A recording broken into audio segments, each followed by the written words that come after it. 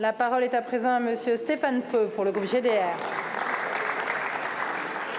Merci Madame la Présidente.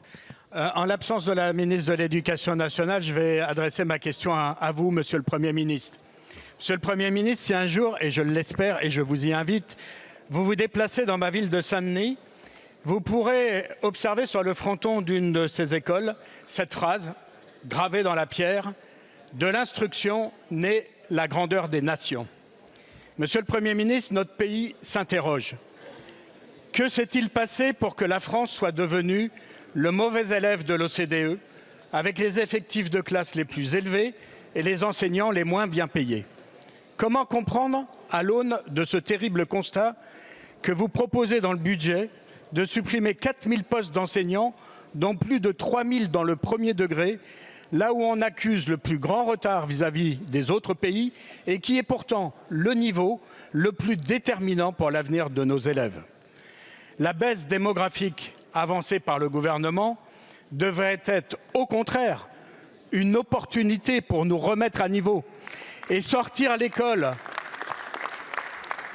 Nous remettre à niveau et ainsi sortir l'école de la crise profonde dans laquelle elle s'enfonce, afin de combattre l'assignation sociale et de donner à nos enfants, d'où qu'ils viennent et où qu'ils vivent, une égalité des chances pour s'émanciper et devenir des citoyens à part entière.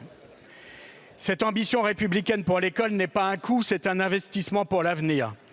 Alors, Monsieur le Premier ministre, ma question sera simple.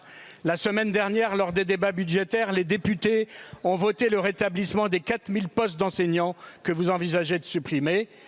Vous engagez-vous ici, devant la représentation nationale, à respecter ce vote et à renoncer à ces suppressions jusqu'au terme du parcours législatif du projet de loi de finances?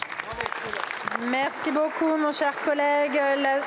La parole est à Monsieur Alexandre Portier, ministre en charge de la réussite scolaire et de l'enseignement professionnel. Merci Madame la Présidente, Mesdames, Messieurs les députés. Monsieur le député Peu, je vous remercie de votre question et je connais votre engagement. On était dans la même commission il y a encore quelques semaines. On connaît nos valeurs mutuelles autour de l'école. Et je vous remercie parce qu'elle permet de réaffirmer des choses qui pour nous sont importantes. Le Premier ministre a dit que l'école serait une priorité de notre action. Et je veux le rappeler, nous vous proposons précisément aujourd'hui le budget qui est le plus élevé de l'histoire de toute l'école. 63 milliards d'euros.